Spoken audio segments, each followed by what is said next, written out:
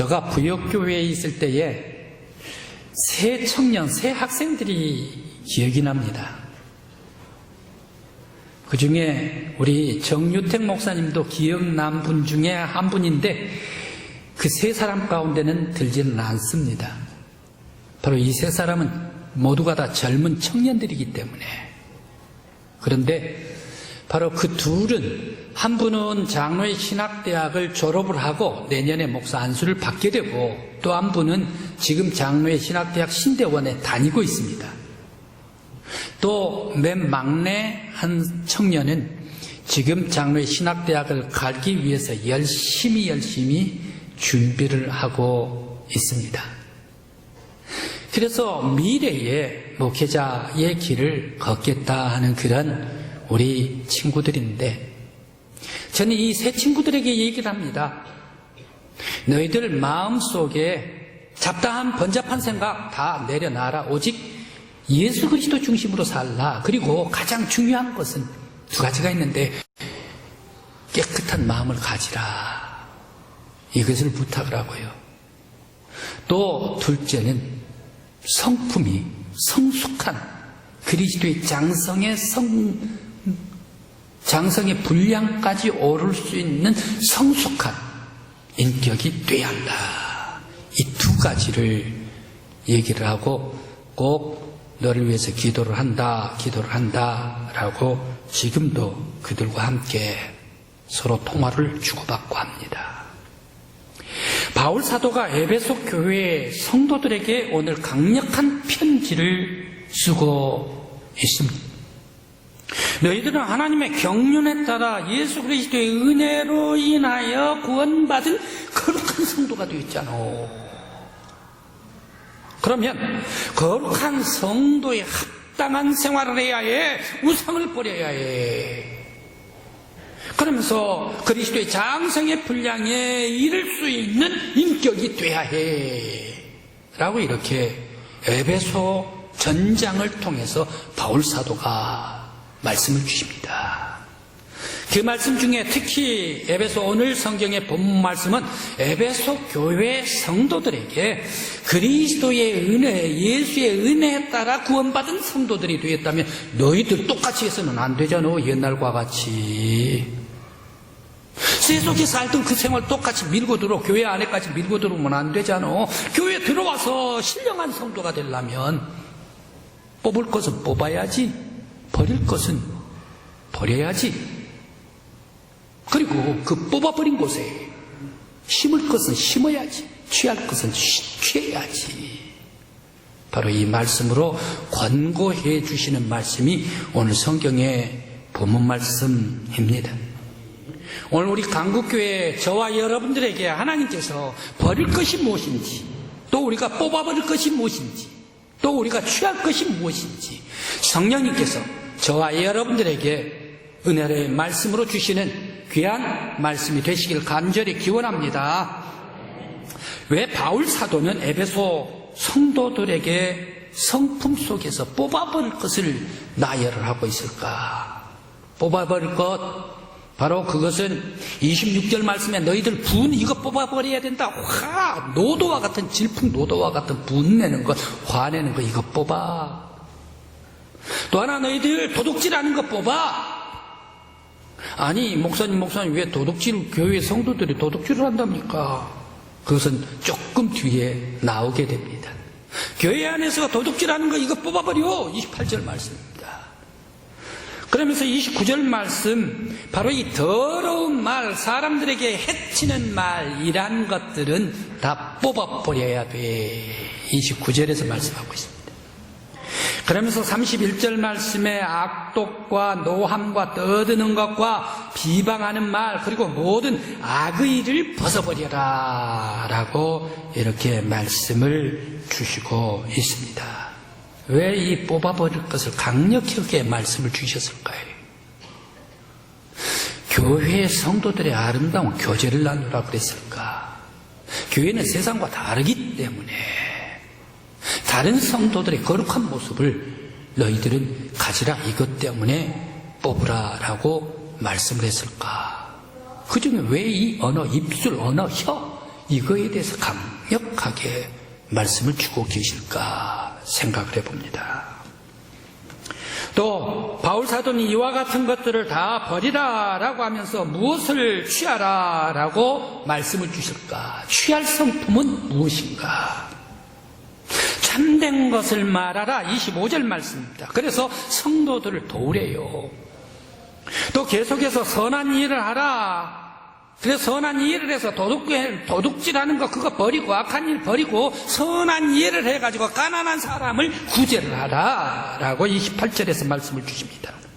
그리고 또 너희들은 선한 말을 하라. 선한 말을 해가지고 덕스러운 말을 해서 은혜를 서로 성도들 가운데에 끼치라. 이것을 취해야 한다. 그러면서 32절 말씀에 성도들은 친절하고 또 불쌍히 여기고 서로 용서해야 한다. 바로 이것은 성도들이 교회 안에서 취해야 할 성품이다 라고 이렇게 말씀을 주십니다. 이와 같은 것은 너희들이 성령 안에서 구원의 날까지 온전히 너희들 이러한 성품을 가지라 라고 말씀을 주십니다. 왜 그랬을까요? 에베소 교회 안에서 에베소 성도들이 좀 모자라서 그랬을까요? 에베소 사람들이 세속적인 삶을 살았기 때문에 그랬을까요? 바울 사도가 강력하게 이러한 것을 주시고 계십니다. 버릴 것 버리고 취하게 할 것, 바로 그것은 교회 안에서 성도들과 생활이 세상의 세속적인 생활과 다르다. 교회 안에서의 생활은 거룩한 생활을 해야 되지 않겠니? 세상 속에서는 세속적인 삶을 살았다 하더라도 교회 안에서는 거룩한 삶을 살아야 되지 않겠니? 교회 안에뿐만 아니라 거룩한 성도가 되었다 하면 너희들은 세상 속에서도 거룩한 성품을 가지고 생활해야 되지 않겠니? 그리고 성도들이 생활해 나아갈 때 성도들의 어느 생활을 어떤 생활을 해야 되는가? 품위 있는 생활을 해야 된다는 얘기. 세상 사람들과 똑같이 입이 커서는 안 된다는 얘기. 혀가 아무런 얘기나 해서는 안 된다는 얘기. 품위 있는 언어 생활, 품위 있는 말씨를 교회 안에서 성도들 안에서 사용을 하라. 또 성도들 마음에는 분을 품어서는 안 된다, 악의를 품어서는 안 된다, 이러한 것들, 분노하는 것들, 악의를 품는 것들, 그리고 또 남을 해치는 말, 이런 것들은 누가 주는 것인가? 마귀가 주는 것 아닌가? 마귀가 틈을 타지 못하도록 27절 말씀입니다. 이러한 것에 틈 주지 말라라고 말씀을 하십니다. 그러면서 성도들은 교회 안에서 거룩한 선한 생활로 덕을 세우면서 서로 간에 은혜를 끼치는 성도들이 되라. 성도는 모두가 다 성령에 사로잡혀서 예수의 장성의 분량에 이르기까지 오를 수 있는 성품을 가지라. 그리고 교회의 믿음의 성도들은 비방해서는 안 되고 원망해서는 안 되고 악한 말을 해서는 안 되고 해치는 말을 해서는 안 된다. 이런 것들에게서는 다 벗어나 버리고 선한 언어의 습관의 생활로 오직 교회 안에 예수 모시며 성령 안에서 천국의 화원을 이루라. 바로 이것 때문에 뽑을 것은 뽑아버리고 취할 것은 취하라 말씀을 주셨습니다. 오늘 우리 강국교회에도 우리 믿음의 성도들 속에 행여 사람들을 아프게 하는 말들, 그래 언어 습관이 세속적인 그런 언어 습관들 다 뽑아버리고 오로지 성령 안에서 거룩한 말들을 행함으로 말미암아 서로의 덕을 끼칠 수 있는 우리 교회가 되기를 간절히 기원합니다. 예수의 은혜를 끼치면서 아름다운 천국의 동산을 가꿀 수 있는 우리 교회가 되시길 간절히 기원합니다. 그런데 에베소 교회는 상당히 위태위태한 상황에 놓인 교회였습니다. 왜 그렇습니까? 바로 이 에베소 동네가 그렇고 그런 동네였기 때문입니다. 에베소는 당시 바울 사도가 전도를 3년간 할 때에 이 도시는 어떤 도시이었습니까? 지금 우리 대한민국, 우리 모든 나라, 도시마다 코로나가 뒤덮어버렸지 않습니까? 온 세계가 지금 미국도, 중국도, 러시아도, 브라질도, 호주도, 영국도 할 것 없이 온 세계가 지금 코로나 전염병이 덮어버리고 말았지 않습니까? 바로 이것이 덮어버린 것과 같이 바울 사도의 그 시대의 온 세상은 다 로마 제국이 덮어버리고 말았습니다. 로마 제국 황제 밑에서 생활하게 되어 있습니다. 황제 카라쿨라 같은 그런 황제가 있고 여러분들이 잘 아는 네로 황제도 있습니다. 이런 사람들은 어떻습니까? 자기의 신복들의 행여 쿠데타를 일으켜가지고 황제의 자리에서 밀어내버릴까 싶어가지고 단속하고 또 단속하고 그러면서 자기의 욕망대로 사람 죽이면 죽이고 없애버리면 없애고 그리고 자기가 신이란 얘기예요. 왜 황제가 자기를 보고 신이라고 얘기를 합니까? 신은 죽여서는 안 된다. 신복들이 절대 황제를 죽여서는 안 된다. 자기가 신이 돼버린 거예요. 이러한 정치적인 노예와 같은 사람들이 당시 시대의 사람들이었고 그 중에 가장 에베소에서는 다른 곳에서는 그러한 것이 많이 나타나지를 않는데 에베소에서는 짐이 곧 신이다. 황제가 신이다. 바로 이런 황제 숭배 사상이 강력하게 나타났던 도시가 그 중에 에베소입니다. 이런 정치적인 영향을 받아서인지 아주 싸움과 그리고 사람들을 해치는 이런 말들 이러한 것이 가득한 곳이 에베소였습니다.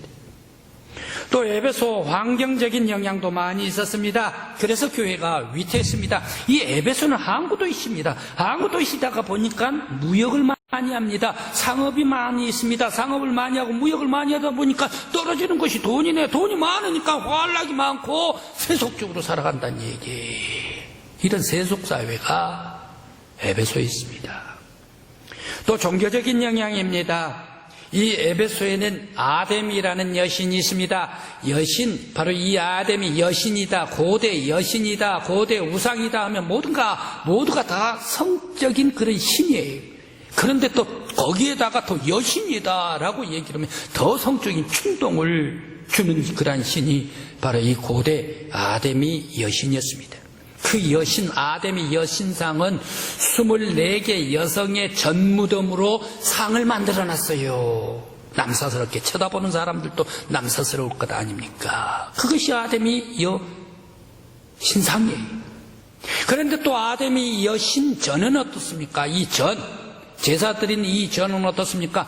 고대 7대 불가사의 중에 하나입니다. 세계에서 그 당시에 가장 큰 신전을 지었던 곳, 바로 그것이 아데미 신전이었습니다. 그래서 여기 애 못난 사람 아데미 여신에 와서 빌지요. 결혼 못한 사람 빌지요. 아픈 사람 병든 사람 빌지요. 그리고 또 결혼 생활이 불행한 사람 와서 빌지요. 또 집에서 쫓겨날 여인들 소방 맞은 사람들이 아데미 와서 빌지요. 바로 이렇게 빌었던 신이 아데미 여신이었습니다. 이 중에 아데미 축제가 있었습니다. 에베소에는 말입니다. 우리 영덕 강구에는 대개 축제가 있지 않습니까? 해년마다 2월 말입니까? 올해는 하지를 못했는데요. 그런데 바로 이 아데미 축제는 해년마다 꼭 지금입니다. 5월 말 6월 초에 아데미 축제를 벌였습니다. 한탕 벌였습니다. 에베소에서 예쁜 그러한 아가씨들을 24명이 뽑힙니다. 24명이 뽑혀가지고 춤을 추면서 에베소 시청에서 퍼레이드를 벌이면서 걸어갑니다. 해변으로. 그 뒤에 근육질 남성들이 아주 뒤따라 춤을 추고 따라갑니다. 꾀를 벗고. 그러면서 그 목에다가는 황소의 고환을 목에다가 걸고 춤을 추고 따라갑니다. 저물어 해변에 도착을 하면 거기에서 황소 고환을 칼로 뱁니다. 그러면 피가 나오는데 그 피를 뿌려가지고 아데미에게 제사를 드립니다. 바로 이 피를 뿌리면 그때의 남자 여자가 엉켜가지고 서로 붙잡으면서 아주 성적인 쾌락에 난잡한 그러한 축제가 벌어지게 되는 것이 바로 이 아데미 축제입니다. 그렇게 돼서 바로 이러한 난잡한 그런 축제가 시작이 되고 환하게 쾌락에 성적인 그런 축제가 되어버리고 맙니다. 이것이 바로 아데미 축제입니다. 이러한 에베소는 정치적인 영향, 그리고 또 환경적인 영향, 종교적인 영향을 받아서 그러신지 이 에베소 동네는 환락이요, 성적으로 난무한 도시요, 그러면서 언어 자체가 깨끗하지 못한 그러한 도시가 에베소 사람들의 생활이었습니다. 이런 사람들이 자연히 에베소에 생활을 하다가 복음의 말씀에 들어가요. 그들에게 구원을 받았어요. 성도로 교회에 들어와요. 그 복음을 받고 새 사람이 된 에베소 교회 성도들은 자연히 밖에서 그러한 생활을 했기 때문에 교회 안에서도 그러한 생활을 하려고 합니다. 그때 바울 사도가 오늘의 말씀으로 강력하게 말씀을 주시고 있습니다. 너희들 더러운 말은 입 밖에도 오지 마라. 너희들 해치는 말 하지 마라. 너희들 거룩한 삶을 살아야 돼. 마땅히 하나님의 경륜에 따라 예수 그리스도의 은혜로 말미암아 구원받은 거룩한 성도가 되었다면 너희들은 선한 생활을 하고 선한 말을 하고 의로운 생활을 하고 덕스러운 말을 하면서 그리스도의 은혜를 끼치는 성도가 되어야 되지 않겠느냐. 오늘 이 경고의 말씀이 바로 나에게 주신 말씀이 되고 성령님께서 우리 교회에 주신 말씀이고 여러분들에게 주시는 말씀이 되시길 간절히 기원합니다. 그러므로 우리 교회 안에서 모든 성도들이 선한 말로 그리고 서로의 품이 있는 말로 함으로 말미암아 덕을 끼치면서 그리스도의 은혜를 끼칠 수 있는 우리 강국교회가 되시길 간절히 기원합니다. 그러면 어떻게 하면 이 세속적인 말, 더러운 말, 바로 이러한 것을 버리고 덕으로 은혜를 끼칠 수 있는 성도가 될 수가 있을까? 바울 사도는 빌립보서 2장 5절 말씀에 너의 마음에 이 마음을 품어라. 그리스도의 예수의 마음이다 라고 말씀을 주시고 있습니다. 어떻게 하면 예수 그리스도의 마음을 품고 우리들의 언어 생활도 우리의 모든 삶도 거룩한 성도, 은혜 받은 성도로 부족함이 없는 성도가 될 수가 있을까요? 바로 그것은 오직 성령의 역사함, 성령의 강권적인 인도함을 받을 때에 우리들이 거룩한 성도, 거룩한 믿음의 성도들 교회가 되게 해 주실 줄 믿습니다. 팀 라헤히라는 박사가 성령과 기질이라는 그런 책을 썼습니다. 사람은 태어나면서 기질이 있다. 태어나면서 받은 기질이 있다. 이 기질은 점체 변하지를 않는다라고 이렇게 얘기를 하면서 4가지 기질에 대해서 얘기를 합니다. 다혈질이 있고요. 그리고 담즙질이 있고요. 우울질이 있고요. 점액질이 있답니다. 다혈질, 여러분들 생각하는 그대로 다혈질입니다. 급하고 빠르고 앞서 나가고 선도하는 것, 하게 하는 것. 이 다혈질적인 사람들입니다. 장점이죠. 그런데 단점이 있습니다. 이 다혈질, 남들보다 빠르게 앞서 나가버리니까 뭐가 있나? 실수를 잘해. 찬찬히 생각을 못해가지고 앞서 튀어나가버리고 생각을 하니까 이게 더러들 뒤통수를 많이 긁어요. 내가 그때는 실수했구만. 바로 이런 얘기를 많이 한다는 얘기. 그 사람이 누굽니까? 성경 안에 베드로가 다혈질적인 사람이었습니다. 또 담즙질적인 사람이 있습니다. 이러한 사람들은 성격이 굉장히 강인합니다. 그리고 또 아주 의지력이 강합니다. 그래, 자기 자신을 세우는데 의지가 강한 사람이니까 좋은 사람입니다. 그런데 이 담즙질도 단점이 있어요. 워낙 의지가 강하다 보니까 독재자가 많이 생겨요. 성경에 그런 사람이 있는데 누구입니까? 바울 같은 사람입니다. 또 우울질이 있습니다. 우울질은 어떤 사람입니까? 계획적이고 조직적이고 그러면서 아주 신중합니다. 장점입니다. 그런데 단점이 있습니다. 성격상 완벽주의, 완벽하지를 않으면 뭔 일을 못해. 완벽해야만이 뭔 일을 한다는 얘기예요. 완벽하지 않고 하나만 거기에 리스크 생기면 짜증내고 불평을 냅니다. 완벽주의자이기 때문에. 이런 사람들이 누구입니까? 음악가, 예술가들이 일반적인데 성경에는 요한 사도와 같은 사람입니다. 또 거기에 점액질이 있습니다. 좀 끈끈해요. 이런 사람들은 어떤 사람인가 하면 차분한 사람들입니다. 온화한 사람이죠. 장점입니다. 그런데 단점이 있어요. 차분하고 온화하다가 보니까 어떤 단점이 있는가? 무량태수예요. 급할 것도 없고 태연자약한 사람들. 이런 사람들은 어떨까요? 내일 지구에 종말이 온다 하더라도 무엇을 심어요? 뭘 심어요? 사과나무? 2그루 심어요? 1그루 심어요? 나는 사과나무를 심겠다라고 얘기를 한 사람들이 바로 이 점액질인데, 성경에 또 그런 사람이 있어요. 누구입니까? 아브라함과 같은 사람이 바로 이 점액질과 같은 사람입니다. 사람들은 모두가 다 팀 라인은 이렇게 얘기를 합니다. 이 4가지 성격이 서로 조합을 해가지고 꼭 한 가지만 있는 게 아니라 이렇게 섞이고 저렇게 섞이고 저렇게 섞여가지고 인격을 형성하게 됩니다. 그런데 성경에 이러한 성품을 갖는데, 이러한 성품은 어떻습니까? 총체 기질이 뒤바뀌기가 어렵습니다 라고 얘기를 해요.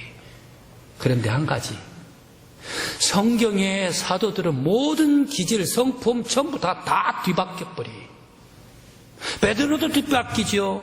안드레도 뒤바뀌죠. 요한, 야고보, 안드레, 모든 제자들이 전부 다 바뀌어져 버려요. 성경에 나타난 사람들. 왜 이 성경의 사도들은 모두가 다 기질도 바뀌고 바뀔 수 없는 이 성품까지도 다 바뀌고 말았을까 생각을 해봅니다. 바로 그 바뀐 사람 중에 여러 사람 다 바뀌었는데, 베드로도 바뀌고 아브라함도 바뀌고 그랬는데, 2 사람을 여러분들 앞에 소개를 드리겠습니다. 먼저 바울입니다. 바울 점액질입니다. 아까 말씀드렸을 때 의지가 강하다, 점액질 의지가 강하다, 그러면서 또 독립심이 강하다, 거기에 단점이 독재자일 가능성이 있다, 바로 그런 사람이 바울이다라고 얘기를 했습니다. 이런 점액질은 어떻습니까? 한 번 찍히면 영원히 찍힙니다. 점액질 성격. 바로 그 사람에게 한 번 찍히면 영원히 찍히기 때문에 오늘 우리들이 주고받는 얘기가 무슨 얘기가 있습니까? 그 사람 쥐끝 있어. 바로 이런 사람이 점액질이. 한번 봐주면 영원히 찍히기 때문에 그 사람은 어떻습니까? 그 얘기 10년 지나도 또 오고 20년 지나도 또 오고 30년 지나고 또 온다는 얘기. 아이고 찍혀버리면 큰일 나네. 이런 성품이 바울 아닙니까? 바울 사도가 자기의 스승 바나바하고 힘이 다퉜습니다. 2차 전도여행을 나가면서 바울 사도가 자기의 스승 바나바에게 아주 따지면서 얘기를 합니다. 왜 마가를 데리고 갑니까? 당신 조카라고 마가를 2차 전도여행에 데리고 가야 합니까? 나는 마가를 데리고 가면 절대 가지를 않겠습니다. 나는 바나바 우리 스승 당신과 같은 그런 스승이 있다 하더라도 나는 마가를 데리고 가면 절대 당신하고는 갈 수가 없습니다 라고 하면서 스승을 막 받아버리네 바울 사도가. 그래서 결국에 어떻습니까? 바나바와 바울이 심히 피차에 다투어가지고 서로 갈라지고 말았습니다. 사도행전 15장 37절 말씀, 39절 말씀에 잘 나타나 있습니다. 아주 바울의 뒤끝이 장렬해버렸죠. 왜 그랬습니까? 마가가 우리들에게 얼마나 힘들게 했습니까? 얼마나 우리들을 아주 무겁게 하고 침울하게 만들었습니까? 1차 전도여행 나아갈 때 저 터키 소아시아 남쪽에 밤빌리아 버가에서 마가 이 사람이 돌아가 버리고 말았지 않습니까? 나는 발이 아파서 걸을 수가 없어. 성교에 여행 다니는데 나는 이런 돌짝밭 걸어본 적이 없어. 내 발이 너무 부르트니까 갈 수가 없어. 너무 힘드니까 난 갈 수가 없어. 너무 덥기 때문에 난 갈 수가 없어. 마가 집은 부자 아니었습니까? 내가 이 고생 안 해봤다는 얘기. 왜 성교를 하면서 생고생 하느냐 말이야. 성교 1차 전도여행 가다가 돌아와 버리고 말았습니다. 바로 이런 마가를 왜 데리고 갑니까? 나는 죽어도 마가를 데우러 가면 안 가겠습니다 하고 걸어서 버렸지 않습니까? 그랬던 바울이 디모데의 제자에게 로마 감옥에서 제자 디모데를 부릅니다. 네로 황제 때 거의 당신이 죽을 때가 가까이, 순교당할 때가 가까이 왔습니다. 디모데야, 나에게 마가를 데리고 와라. 마가를 데려온 것이 나에게 유익하니라. 라고 바로 이 바울 사도가 마가를 데려오도록 디모데후서 4장에서 말씀을 주시고 있습니다. 왜 그랬습니까? 변했기 때문에. 무엇이 변하게 만들었습니까? 과거에 혈기 넘쳤던 바울이었지만, 뒤끝이 장렬한 바울이었지만, 이 예수의 은혜로 생각을 합니다. 성령님께서 바울의 영혼을 꽉 붙잡아 성령의 눈으로 바나바를 보고 세상을 보고 인격을 바라볼 때에 이건 아니란 얘기. 성령님께서 바울을 녹여버렸기 때문에 마가를 데려오라 라고 바울의 성품이 변화가 된 줄 믿습니다. 성도 여러분, 우리의 기질은 변하지 않습니다. 성품도 변하지 않습니다. 그러나 단 하나 성령님께서 녹여주실 때에 우리의 기질도 우리의 성품도 다 변하고 예수의 사람으로 새로운 피조물이 될 수가 있는 줄 믿습니다. 오늘 우리 믿음의 성도 여러분, 여러분들의 마음 바뀔 수 없는 그러한 마음 성품들이 있다 하더라도 예수의 성령 안에서 온전히 변화되는 새로운 피조물이 되시기를 간절히 기원합니다.